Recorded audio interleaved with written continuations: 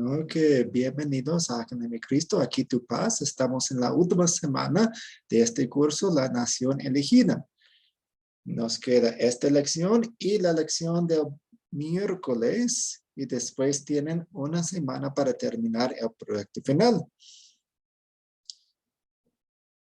Hoy nos toca la historia o más de la historia de David, especialmente durante su reinado. Vamos a ver algunos capítulos y ustedes estudiaron y vieron el video con estos capítulos y algunos acontecimientos en la vida de David. Él reinó por 40 años, entonces había muchos eventos, muchas cosas que ocurrieron en su reino, pero ahora veremos algunos puntos clave y vamos a ver un poco como un resumen de su tiempo como rey de Israel. Empezamos con una oración. Dios, Padre mío y Salvador mío, por la historia de David he aprendido que por tu gracia tú siempre bendecirás a los que te aman y te sirvan con todo su corazón. Yo sé que te he fallado de muchas maneras y te pido que me perdones.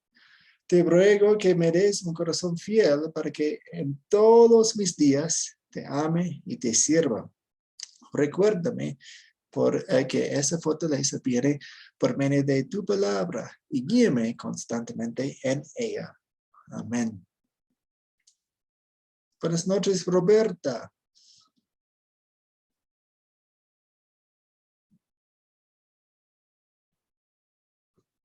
Ok, tenemos la actividad del día.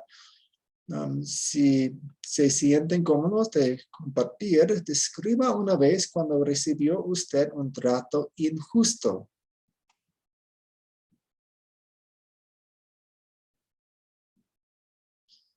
Sí, ¿cuándo fue un tiempo cuando recibió un trato injusto?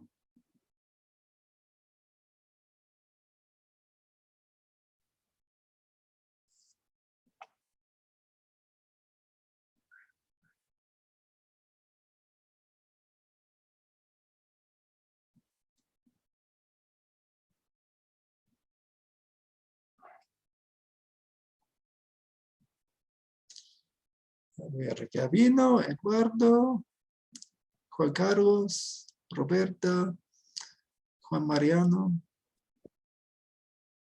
O tal vez puede contar la historia de alguien quien recibió un trato injusto. No tiene que ser de su propia vida. A Juan Mariano. Bueno, para romper el hielo, porque estamos un poquito callados, el grupo. Bendiciones a todos. Bueno, la verdad es que todos, y particularmente yo, desde muy niño, nos hemos pasado por tratos injustos, ¿no? De pronto desengaños, aún de nuestros padres, en el colegio, en la universidad. Obviamente, sin Cristo, de pronto se pudieron pasar por alto, pero cuando uno llega al Señor, por medio del Espíritu Santo, se da cuenta de que eso causó heridas. Y aún en el Señor siguen sucediendo. Por ejemplo, para hablar algo puntual, yo soy predicador de la palabra de Dios en las calles de mi ciudad. Eh, lo hago obviamente cumpliendo el llamado que Dios me ha hecho desde hace muchos años. Eh, y a veces esperaría de mi congregación mayor apoyo, no tanto económico, porque no, yo hablé con mi pastor y le dije que no necesitaba apoyo económico, pero sí de pronto que me mandaran a alguien un día que me acompañara para de invitación a la gente, o de pronto alguien con una guitarra, y eso no lo he tenido. Entonces, sí, eso me ha sentido en cierta forma, eh, digamos, ofendido, discriminado, no sé, pero eso no me ha evitado cumplir este llamado. He seguido haciéndolo a pesar de esto que tengo en mi corazón, que no he podido hablar con mi pastor de pronto, porque a veces uno dice, bueno, Señor, tú eres el que sabe y tú eres el que me va a dar la recompensa, pero nada de un hombre.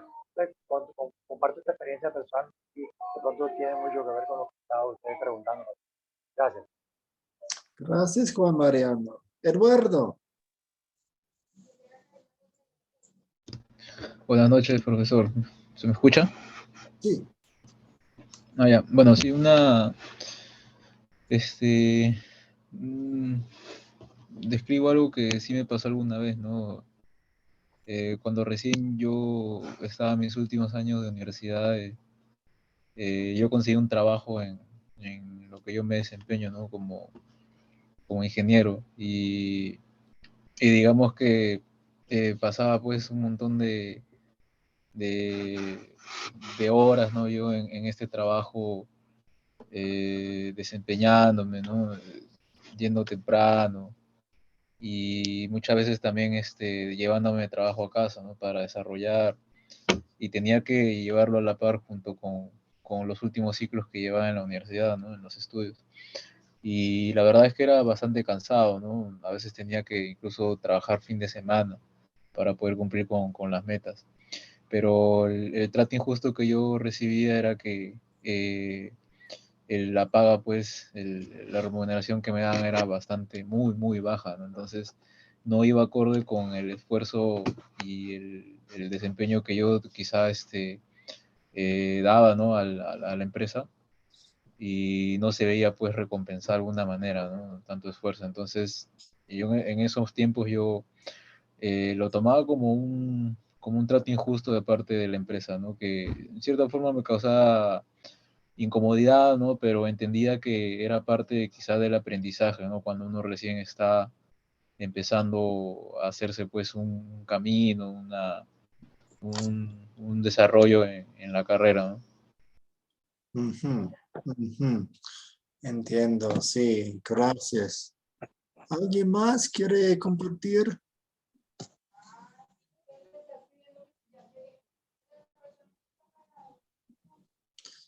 Les hice la pregunta para que se sientan identificados con David, porque David tenía muchos tratos injustos durante su vida y todo empezó con la relación complicada que tenía con la familia de Saúl.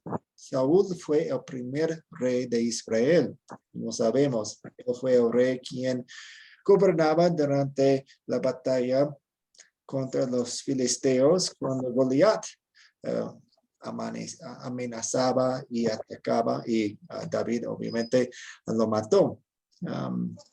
De hecho, Saúl fue el enemigo más peligroso de David. David había servido fielmente a Saúl tocando arpa en su palacio, luchando en su ejército, pero el mejor amigo de David era Jonathan y Jonathan era el hijo de Saúl. Jonathan hasta lo defendía delante de su padre Saúl. Jonathan aceptaba que David era el ungido, el escogido del Señor para el trono. Entonces, usualmente, el hijo de un rey es el sucesor del rey cuando muere. Pero en este caso, Dios había rechazado a la familia de Saúl por causa de Saúl. Entonces, iba a poner a David en el trono y Jonathan, con mucha humildad, mucha sabiduría, aceptó eso y seguía siendo el amigo de David. Su vida es aún más complicada porque David se casó con Mical, la hija mayor de Saúl. Entonces tenemos más lazos, más vínculos con la familia de Saúl. Tuvo que matar a 100 filisteos para casarse con ella. Y ella estaba muy enamorada con él. Le ayudó y eso, pero Saúl seguía tratando de matarlo. Muy complicado y recibió este maltrato, ese trato injusto por una década, más tiempo. Hoy nos toca la historia de David, o por lo menos algunos capítulos de la historia de David, porque David es un personaje muy famoso en la Biblia. Se describe mucho en la Biblia acerca de él. Y vamos a ver un poco. Hemos visto eso en nuestra lectura de la Biblia, en estos capítulos, la segunda de Samuel 5 a 7. Hemos visto un resumen de eso también en los videos. Entonces, ¿alguna pregunta hasta aquí?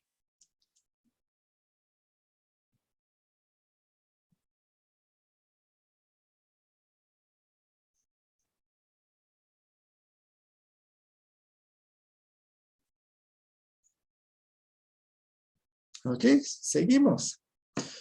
¿Cuáles son los personajes de esta historia? Son 3 capítulos, muchos personajes. Ustedes no tienen que mencionar todos, pero mencionen algunos.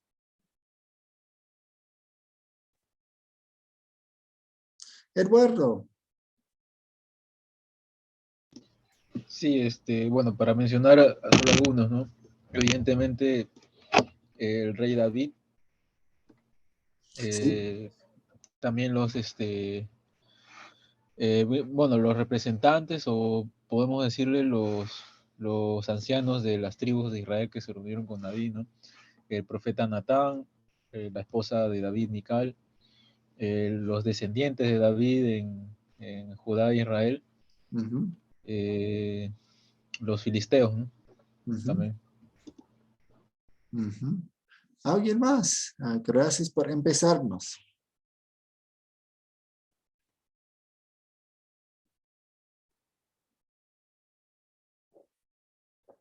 ¿Alguien más?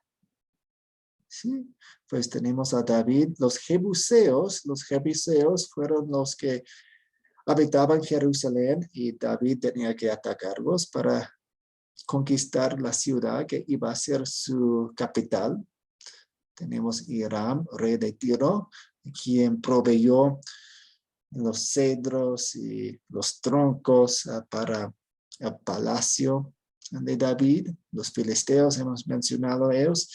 El profeta Natán, tenemos al profeta Natán y me emociono mucho porque mis padres me pusieron por nombre Natán, Nathan, por el profeta Natán. Entonces, si quieren recordar mi nombre, que es un nombre medio raro en América Latina, pueden pensar en el profeta Natán.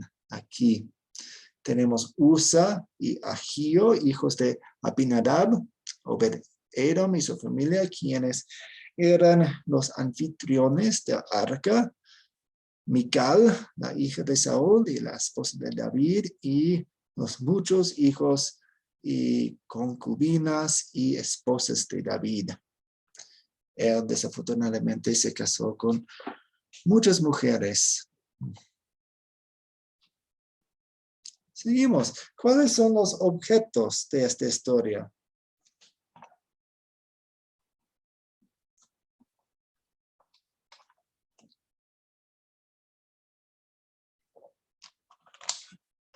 Los objetos.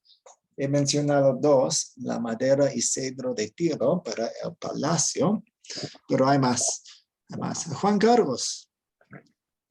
Está también el arca, está el pueblo, está los filisteos, está la casa de Obed-Edom, que era donde estaba el arca, ¿Sí? y que los sacerdotes y el templo, el hecho donde iba a dejar Jerusalén, que era el lugar donde iba a reposar el arca. Sí, muchas gracias. También tenemos la carreta nueva y los bueyes, quienes llevaban al arca al principio. De hecho, desafortunadamente David no consultó la Biblia, que tenía instrucciones muy específicas para el transporte del arca. Dios había dicho que llevaran el arca con sacerdotes cargándolo, marcándolo, pero David quería hacerlo con carreta y bueyes, y eso fue en contra de lo que Dios había dicho. Tenemos los instrumentos musicales, holocaustos y ofrendas cuando finalmente llevaron correctamente el arca a Jerusalén. Tenemos el efod de lino, que era una ropa en la que bailaba David, y tenemos la comida, pan, torta de uvas, pasas. ¿Alguna pregunta hasta aquí? muchos objetos y muchos personajes. Está bien preguntar sobre uno de ellos si no entiende su papel o qué es.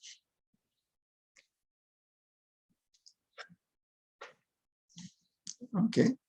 ¿Dónde ocurrió la historia? Juan Mariano. Bueno, me llama la atención que Micar, la esposa de David, lo menospreció cuando él lanzó. Me llamó la atención eso bastante porque era su esposa, ¿no? Ujú. Los seres humanos somos así, hasta en casa a veces nos traicionan, pero en ese pasaje, como ella lo menospreció, pasando por la ventana, estaba lanzando.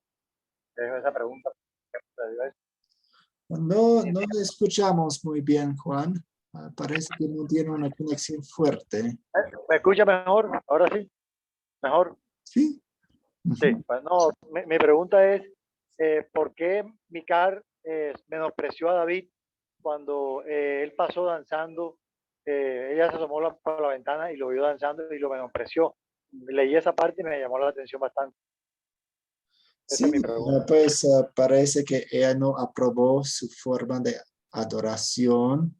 Parece que no aprobó la forma en que él se relacionaba con la gente, con el pueblo. Él estaba con ellos, él estaba adorando a Dios con ellos, con la muchedumbre. Entonces parece que ella quería ser un poco más apartado, quería que él fuera más apartado del pueblo. Ujú. Una pregunta. ¿Cuándo ocurrió? Oh, no contestamos este. ¿Dónde ocurrió la historia?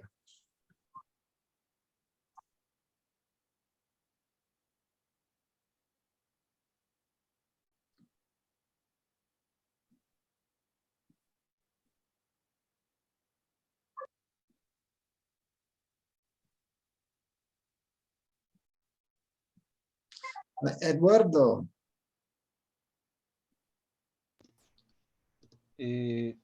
Bueno, sucede cuando David es levantado rey en Israel, ¿no?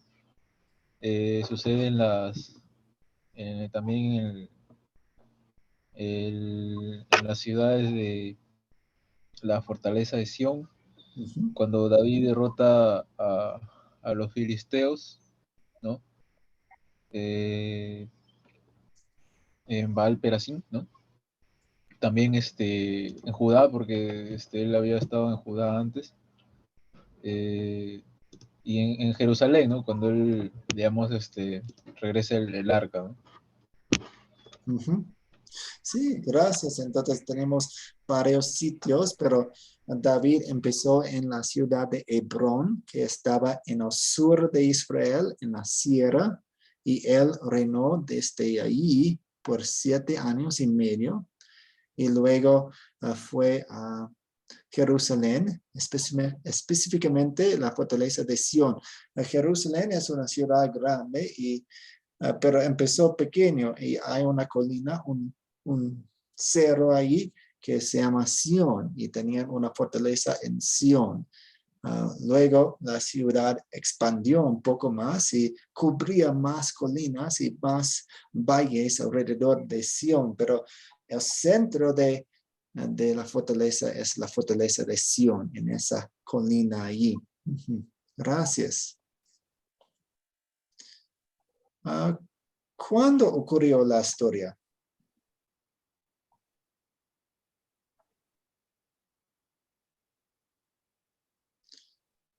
Juan Carlos. La historia ocurre cuando después, bueno, hay algo bien interesante y es que el arca no estaba en medio del pueblo de Israel. El arca no estaba, entonces el rey David decide regresar el arca al pueblo de Israel, cosa que ya había pasado un buen tiempo y Saúl no había hecho. Fue como de las primeras reformas que de pronto él quiso hacer como rey, de las primeras cosas que él quiso corregir. Entonces esto ocurre cuando él decide ir por el arca a la casa de Obed-edom, y él recoge el arca y regresa con el arca a Israel. Entonces en ese momento es donde él el gozo y la alegría y todo de tener el arca de Dios ya cerca nuevamente, porque él entendió ese principio en donde sin el arca pues era muy difícil hacer cualquier cosa, o sea, ganar cualquier batalla o lograr cualquier cosa, que fue uno de los errores que cometió Saúl en su momento. Entonces la historia ocurre cuando él decide llevar el arca nuevamente a Israel y en el momento en que entra a la ciudad, pues el momento en que adora y pues la esposa no se sintió complacida con eso, ¿no? Creo yo que algo que nos muestra eso es que pues David fue un excelente guerrero y fue muchas cosas buenas, pero David a nivel familiar pues no tenía de pronto el control o no tenía de pronto la admiración de su esposa y por eso ella, en vez de unirse a él para adorar a Dios, pues termina avergonzándose por lo que él estaba haciendo bien. Ujú. Gracias. Gracias por esa referencia. Entonces, están regresando el arca a Jerusalén porque los filisteos la tenían por un tiempo y estaba en la casa de un tercero por un tiempo. Sí, entonces tenemos la referencia de la mudanza del arca. Eduardo.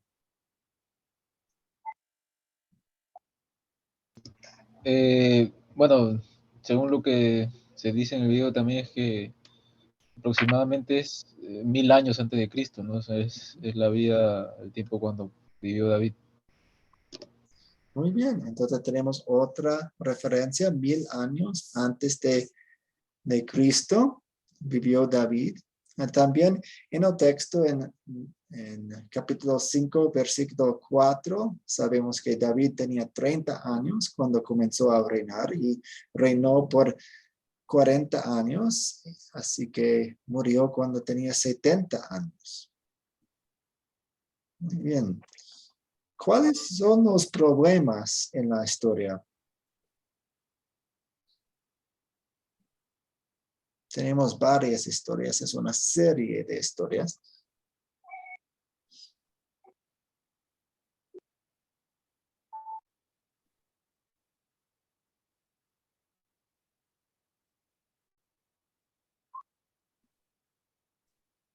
¿Cuál es el problema?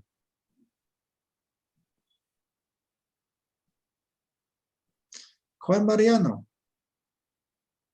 Bueno, uno de los problemas fue los jebuseos, los que estaban en las cuevas, que era el lugar donde la ciudad de David, ¿no? que David, Dios le había dicho que tenía que conquistar, le dio respaldo, fue un problema, y que a la postre se solucionó, ¿no? Por la valentía, por la decisión de acabarlo.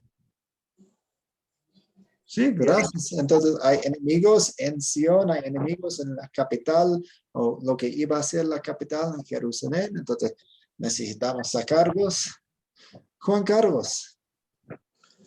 Pues yo pienso que el principal problema que había era que el arca de Dios no estaba morando con ellos. O sea, en ese tiempo el arca de Dios representaba la presencia de Dios y pues tener la presencia de Dios lejos no era una opción considerable para ellos. Entonces pienso que el principal problema era ese. Okay. Y a la larga pues se corrige porque se logra devolver el arca después de pronto de la muerte de los que intentaron que no se cayera. Y entonces hubo dificultades, pero igual se soluciona el problema porque el arca logra regresar a donde debía estar y nunca debió irse. Sí, gracias. Entonces el arca no está en Jerusalén, no está en su sitio. Eduardo.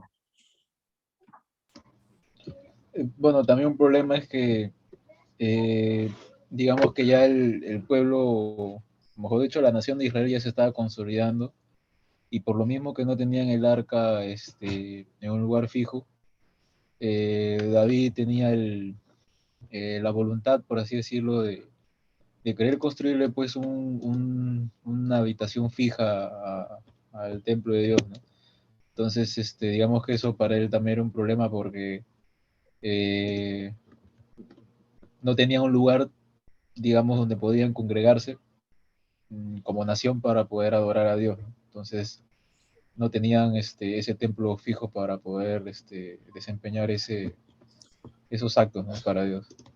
Ajá, muy bien. Entonces, David tiene el deseo de construirle al Señor un templo, pero el Señor le dice que no es el momento, que su hijo iba a construirle un templo. Gracias. ¿Cuáles son los eventos que ocurrieron en la historia? Y de hecho, con 3 capítulos, quiero enseñarles una manera de hacerlo. Entonces, si tienen sus Biblias, posiblemente tienen títulos en los capítulos encabezados ahí. Entonces, eso nos ayuda, especialmente con las historias un poco más largas, con los eventos y su orden. Entonces, si vemos, por lo menos en mi Biblia, voy a leer lo que tengo en mi Biblia. Otras Biblias son un poco diferentes, por lo menos con sus títulos. Dice en capítulo 5, David es ungido rey de Israel. Entonces, ok, eso es un evento. Luego, David conquista Jerusalén y David derrota a los filisteos. Entonces, tenemos, según estos títulos en esta Biblia, 3 eventos en ese capítulo. Seguimos viendo que en capítulo 6, David lleva el arca a Jerusalén. Y capítulo 7, promesa de Dios a David y oración de David. Entonces, básicamente, por lo menos tenemos un inicio de esta pregunta aquí de cuáles son los eventos de la historia. Y podemos contar la historia usando eso, pensando en esas referencias. Eduardo.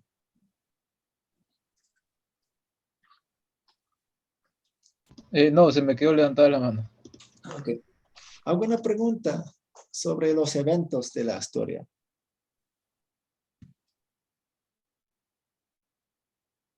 Juan Mariano. Bueno, más que pregunta, pues, no sé, quería resaltar pues que pienso que fue un periodo muy bendecido para el pueblo de Israel, porque además de que comenzó nuestro hermano, el arca es restaurada, que es la relación de Dios con su pueblo, también es engrandecido. El reinado de David es muy bendecido, muy prosperado, y su reinado también es engrandecido en cuanto a poder, territorio y dominio. Entonces, hay muchas cosas positivas en este periodo del pueblo de Israel y de Israel. Gracias. Eduardo. Y quería consultar, digamos, qué significado tiene, ¿no? Cuando ya me olvidé el nombre del personaje que estaba llevando el arca. Usa, ¿no? Cuando Sí. Usa, digamos, toca el arca porque se iba a caer, ¿no? Se iba a volcar por el trastabillo de los bueyes. Perdón, sí, ¿por qué, digamos, o qué, no por qué, ¿no? Sino qué significado podría tener el que haya fallecido en ese momento a manos de Dios, ¿no? Sí, sí. Y obviamente, y después de ello, cuando David tuvo temor, ¿no? Por digamos, este acontecimiento, fue llevado a la casa de Obed-Edom, y sucedió todo lo contrario, ¿no? No dice qué cosa hizo Obed-Edom exactamente, pero solamente que fue bendecido, ¿no? Él y toda su casa. Entonces, no sé si podría de repente explicar ahí qué Sí. significado hubo. No, como les decía antes, Dios tenía algunas instrucciones muy específicas de cómo llevar el arca de un lugar a otro lugar. Dios quería que usaran palos y tenían como anillos para los palos y querían que los sacerdotes lo cargaran. Pero David no hizo eso, no consultó la Biblia, no vio eso. Y pues para nosotros, ¿cuántas veces nos metemos en problemas cuando no consultamos la Biblia? Entonces vemos una conexión ahí. Entonces, cuando el arca estaba deslizándose, estaba cayéndose de la carreta porque los bueyes tropezaron. Usa extendió su mano y tocó el arca. Y Dios no quería que nadie tocara el arca. Entonces Dios lo mató. Es muy triste, pero eso sucede cuando no siguen las instrucciones. Aunque tenían buenas intenciones, no siguieron las instrucciones de Dios. Ahora, David tenía temor y estaba enojado, de hecho. Entonces, ¿qué hacemos? Entonces, pararon todo y dijeron, ok, vamos a ponerlo en esa casa allí, y fue la casa de Ebed-Obed. Entonces, Ebed-Obed no hizo nada, pero fue bendecido por el arca, por Dios, por su gracia, y David reconoció eso, David vio eso, finalmente consultó la Biblia, vio cómo debían llevar el arca, entonces hicieron eso después. ¿Eso tiene sentido? Claro, o sea, digamos que es cierto que como el arca, por así decirlo, no había sido manipulada, tendría mucho tiempo por digamos, el sacerdocio, ¿no?, de Israel, y habían perdido la costumbre, la ¿cómo se puede decir? Lo ceremonial que tenía, ¿no? Porque, digamos, estos instrucciones les dio Dios en el desierto, ¿no? A Moisés para que lo hicieran los levitas, ¿no? Y entonces entiendo de que ellos se despacharon de tal manera sin obedecer las instrucciones, ¿no? Entonces, eh, se puede entender que quizá esta persona, Obededón, hizo todo lo contrario, ¿no? Tuvo más reverencia, qué sé yo, y posiblemente podía, eso le hizo al menos no tropezar, ¿no? o meterse en contra de las instrucciones que ya había establecido Dios. Sí, parece que él no hizo nada, pero fue bendecido por el arca que estaba en su casa en ese momento. Juan Carlos. Pues bueno, pues yo pienso algo. Yo pienso que Obed-Edom sí hizo algo. Y es que Obed-Edom fue valiente. O sea, todos tenían miedo de tocar esa arca, todos tenían miedo de morir, todos tenían miedo de que les hiciera algo. Es la arca que acababa de matar a esa persona. Y si a mí me llegan con un elemento que es mortal, donde están mis hijos y mi esposa, pues muy posiblemente muchos de nosotros no lo recibiríamos, porque también él tuvo que haber tenido miedo. Pero él fue valiente, entendió que aunque Dios es un Dios reverente, es un Dios misericordioso, y creo que lo que él sí hizo fue el solo hecho de abrirle la puerta de su casa, ya fue un acto de valentía en medio de esa circunstancia, pienso yo. Pues la Biblia no describe eso mucho. Puede ser por la gracia de Dios. Entonces, la Biblia no describe eso. Entonces, no podemos decir demasiado. Juan Mariano. Bueno, también muy bien ese punto que comenta el hermano, pero es algo también que se puede, porque podemos decir que USA fue valiente también, porque él quiso hacer un bien. Él vio que el arca se iba a caer y obviamente metió su mano. Entonces también podemos decir que fue valiente, pero mira que no era la voluntad de Dios. Entonces, coincido más que realmente la gracia de Dios, porque Dios es soberano. Y así como nosotros hoy los gentiles somos el pueblo de Dios sin merecerlo, porque precisamente el pueblo de Dios que en ese momento se está narrando es el que Dios quería tener esa relación, no recibió al Mesías, nosotros hoy estamos en este plano. E igualmente en ese momento Usa quiso hacer un bien, pero Dios no le gustó, y en cambio sí cayó gracia en la otra familia, en otra casa que recibió el arco. Pero quería agregar yo ahí. Sí, no queremos decir más que la Biblia dice. Ok, vamos a seguir. ¿Se resuelven los problemas que mencionamos? ¿Y cómo?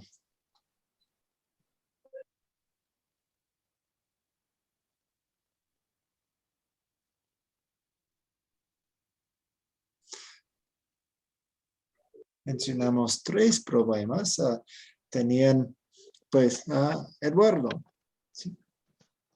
Con respecto a los jebuseos de los filisteos, sí, ¿no? Porque estaba en la voluntad de Dios que sucediera de esta manera porque ya Dios había levantado a David como un rey guerrero, ¿no? Entonces digamos que ese era su propósito y básicamente eso iba a ser casi toda su vida, ¿no? Luchar contra estos pueblos filisteos que tenían pues mucho tiempo ya ahí, ¿no? En el mismo territorio con los israelitas. Y pudieron tomar pues otra vez la fortaleza y momentáneamente encontrar paz en los alrededores, ¿no? Como lo mismo lo dice la Biblia. Con respecto a lo del arca, también se resuelve porque la pudieron traer al fin y al cabo a Jerusalén luego que bueno, lo que menciona la Biblia, ¿no? Cuando David entiende que el arca es la presencia de Dios y no es que no lo tiene que ver como algo que va a matar, ¿no? Sino que en realidad es bendición. Entonces, una vez que él entiende eso, pide traerla en fe, ¿no? Yo entiendo que no tanto como valentía, sino en fe, creyendo en Dios y, y la logra traer nuevamente a Jerusalén, ¿no? Uh-huh. Y con respecto al tercer problema del templo, dentro de esta lectura no se resuelve, ¿no? También porque el deseo que, como usted dijo, que tenía David, básicamente Dios lo entiende, lo tomó en cuenta como buen padre, pero le dijo que cuál es su voluntad, ¿no? Y ahí es un poco también la misericordia que Dios tuvo con él, ¿no? De decirle amorosamente que él no lo haría, ¿no? Que David no lo haría, pero que sí se haría de todas maneras. Entonces, digamos, yo puedo entender que ahí David pudo entristecerse de cierta forma, que él no lo haría, pero también pudo tener la alegría que alguien de su linaje, como su hijo, iba a poder tener el privilegio de construirle una Uh-huh. casa, ¿no? Un templo a Dios. Uh-huh. Gracias. Excelente resumen. Ahora pasamos a estas preguntas de consolidar para aplicar la historia a nuestra vida. La primera pregunta es: ¿de qué se trata la historia? 5 palabras, 10 palabras, una sola oración. ¿De qué se trata la historia?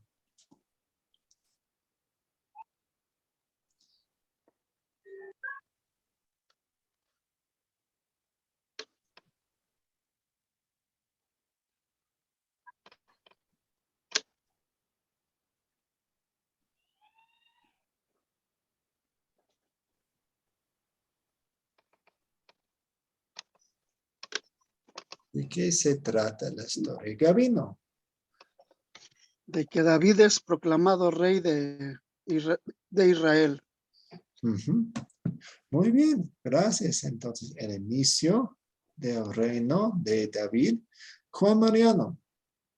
Bueno, iba a decir lo mismo, que realmente era algo como más fundamental, pero pues, podría agregar también que la restauración del arca, del arca de la restauración del arca, como era lo que quería Dios. Uh-huh. Sí, muy bien. Excelente. Yo tenía, por la gracia de Dios, David reinó sobre todo Israel, haciendo que Jerusalén fuera su capital. Entonces, sí, el inicio, algunos sucesos del reino de David. Gracias. ¿A qué pecado nos enseña a confesar esta historia?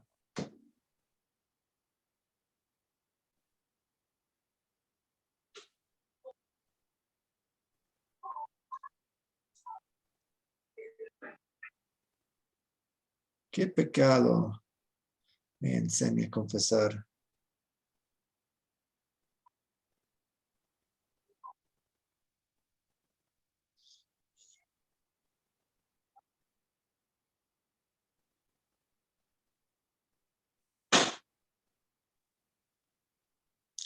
Gabino. Que Dios tiene misericordia para todos nosotros. Aunque seamos pecadores, siempre nos perdona. Uh-huh. ¿Ok? Y hay un pecado específico que quiere recalcar, Camilo.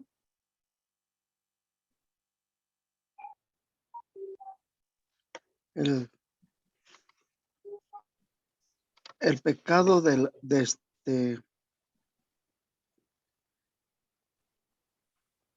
que cometió al agarrar el arca, porque los sacerdotes estaban especialmente para cargar el arca y detenerla y tocarla, Okay. pero no cualquier persona lo podía hacer.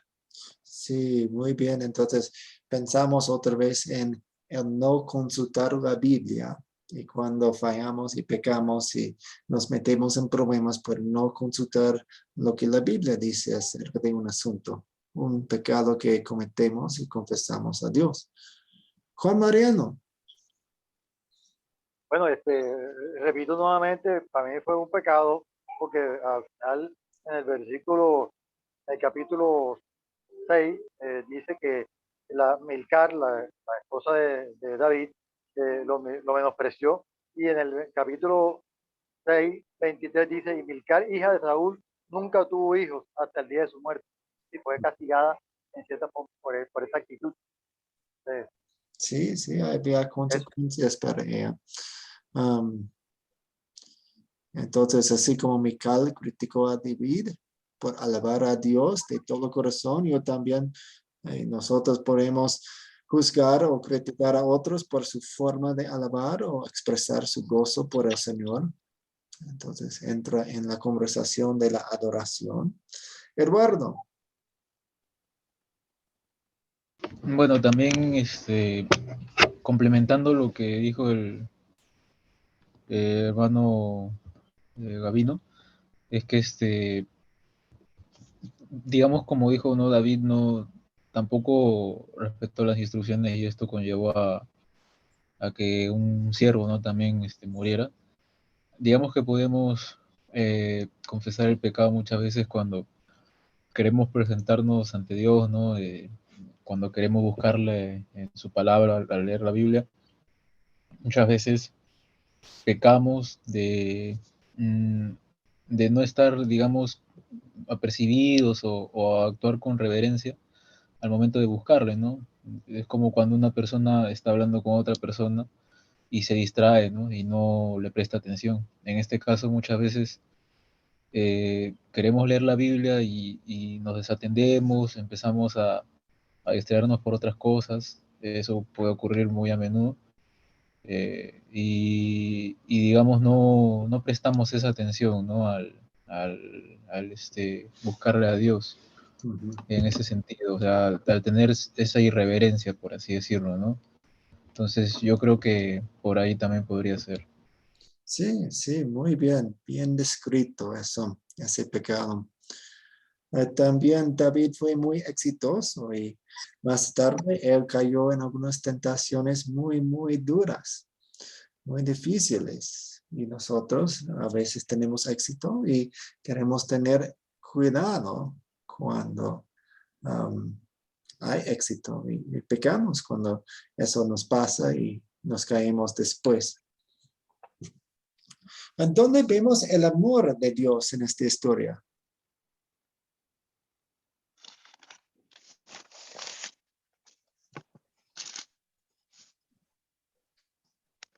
Juan Mariano.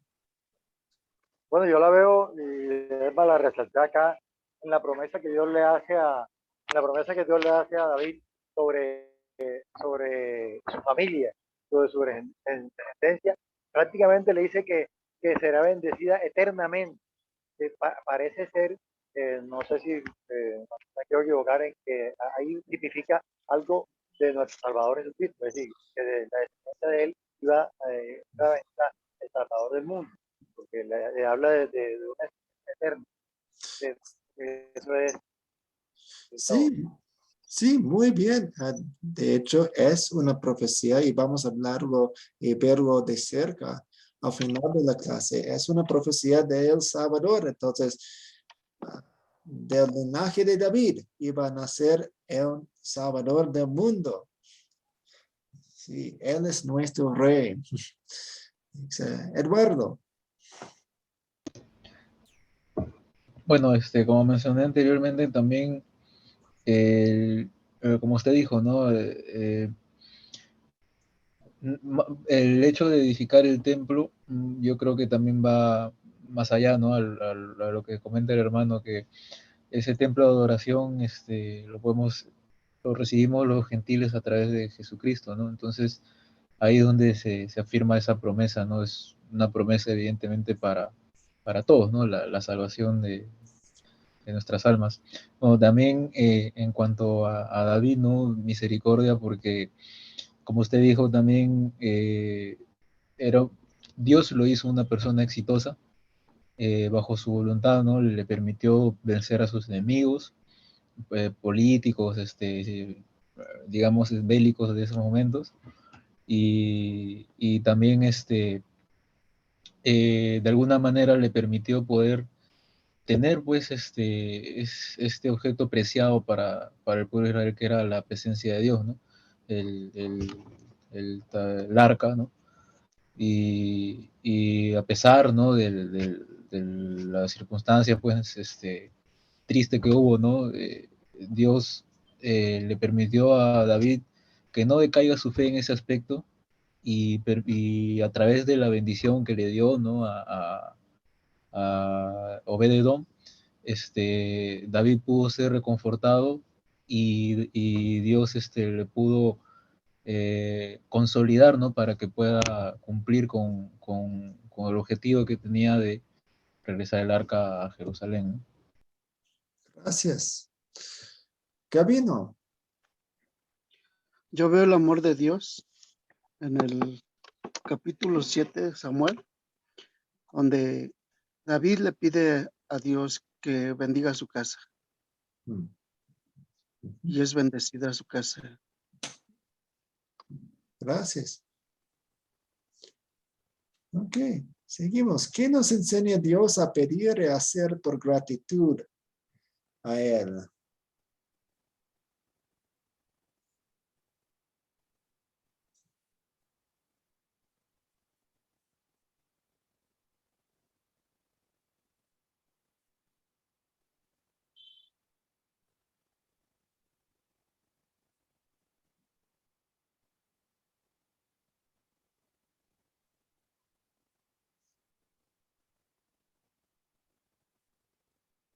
Gabino. Nos enseña a pedir sabiduría Okay. y una fe muy grande. Muy bien. También yo estaba pensando en cómo David servía y alababa a Dios de todo corazón, y nosotros queremos hacer lo mismo. Y finalmente, ¿cuándo sería una buena situación para compartir este mensaje? Tal vez con gente legalista, criticando la forma en que la gente alaba a Dios, con personas quienes piensan que Dios escoge a sus líderes a causa de la santidad de su vida.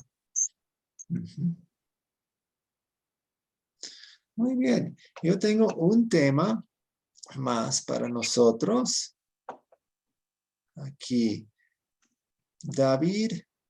¿Y quién es David? Y ya hemos estado hablando acerca de David. ¿Quién era David? David era un hombre conforme al corazón de Dios. Él fue el menor de 8 hijos varones de Isaí de Belén. Él fue pastor, autor de salmos. Muchos salmos fueron escritos por él.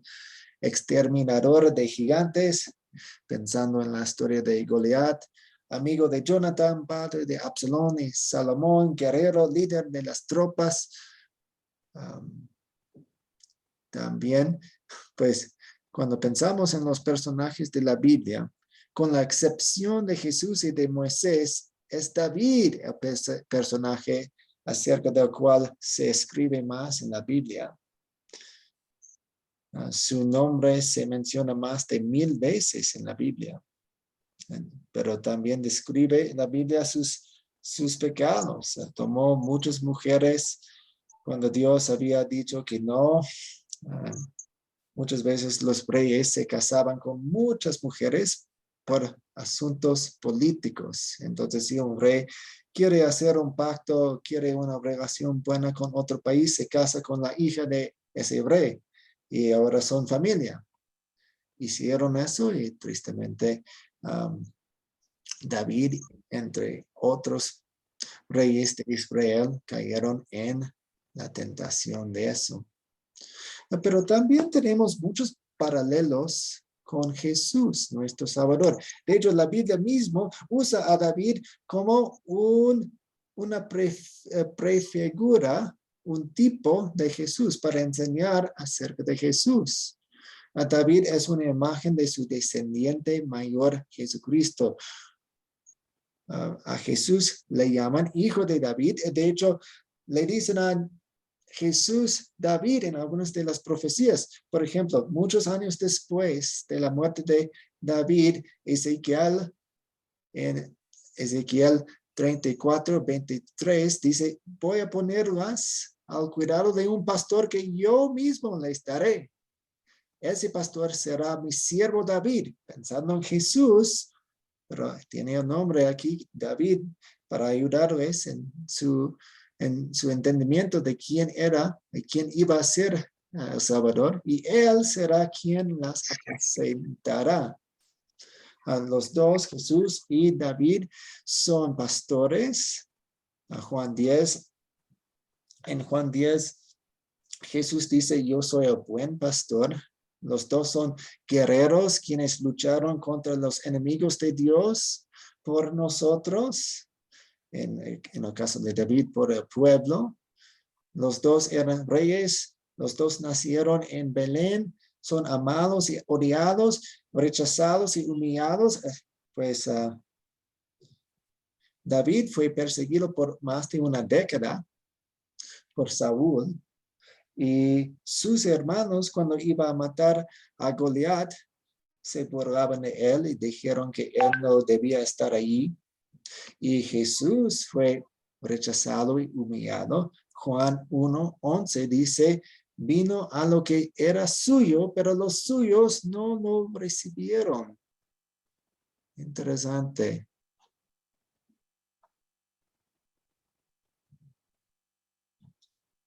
Y aquí tenemos un poco de cerca la promesa del Salvador.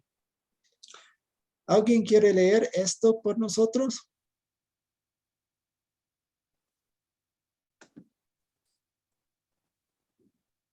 Eduardo. A ver, dice la palabra, según de Samuel 7, del 12 al 16.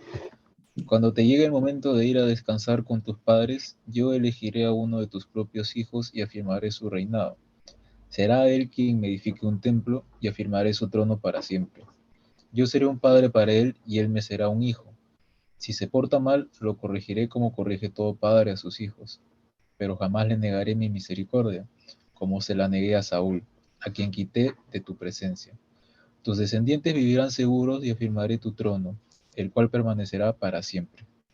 Ok, muy bien. Entonces, a través del profeta Natán, Dios está enviando un mensaje a David. ¿Y de quién está hablando? Pues uno pensaría que está hablando acerca de Salomón. Y es cierto, Salomón iba a construirle un templo. Salomón iba a ser el próximo rey. Pero vemos algunas pistas aquí que no solo habla acerca de Salomón, porque tenemos palabras como afirmaré su trono para siempre aquí y el cual, el trono, permanecerá para siempre. David murió, su hijo Salomón murió, entonces no está hablando exclusivamente acerca de Salomón, quien iba a construirle a Dios un templo. Funciona, excepto para estas partes aquí, para siempre y para siempre para Salomón, pero también se cumple en Jesús. De hecho, se cumple mejor en Jesús. Cuando hablamos acerca de las profecías en la Biblia, hay algunas profecías que se cumplen solamente en Cristo, pero hay otras profecías que se cumplen una y otra vez. Son multicumplimientos. Tienen multicumplimientos o dos cumplimientos o más de dos cumplimientos. Y aquí vemos una profecía así. ¿Cómo habla acerca de Jesús? Pues cada frase cabe, cada frase se aplica. A ver, será Él quien me edifique un templo. Pues Cristo está edificando un templo. De hecho, Él es la piedra angular. En la primera de Pedro, habla acerca de la iglesia como un templo. Su trono, el trono de Jesús, va a permanecer para siempre. Dios es su Padre y Él es su Hijo, hablando acerca de Jesús. Y aún esta línea, que puede ser un poco más difícil, si se porta mal, lo corregiré como corrige todo padre a sus hijos. Ahora sabemos que Cristo, Jesús, nunca pecó, pero Él fue tratado como pecado porque Él cargó nuestros pecados. Entonces, inclusive esta línea que habla acerca del pecado se aplica a Jesús porque Él fue tratado como nuestro pecado. Entonces, aquí vemos una profecía muy linda de nuestro Salvador. ¿Alguna pregunta hasta aquí? Juan Mariano. Bueno, me había escrito pensar por interno, pues, a ver si de pronto usted podía darse cuenta de eso, que cuando comenzó el reinado de David tenía 30 años. Entonces, no sé si tenía 30, no sé, sí, eso, básicamente. Ok, Tenía 30 años. Otro detalle pequeño, un paralelo. Gracias. Sí. ¿Alguien más?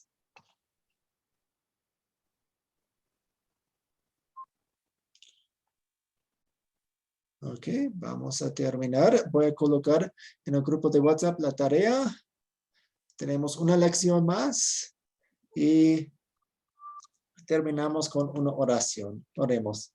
A Dios Padre Celestial, te damos gracias por el reino de David y te damos gracias por lo que cumples a través de Cristo. Él es nuestro Rey. Gracias por el perdón que obraste en Él cuando lo trataste como nuestro pecado. Ayúdanos a vivir para ti siempre. En el nombre de Jesús oramos. Amén. Muchas gracias otra vez y pueden seguirnos en las redes sociales y pueden compartir lo aprendido con los demás. Muchas gracias a todos. Que tengan una linda noche. Igualmente, pastor. Gracias a todos.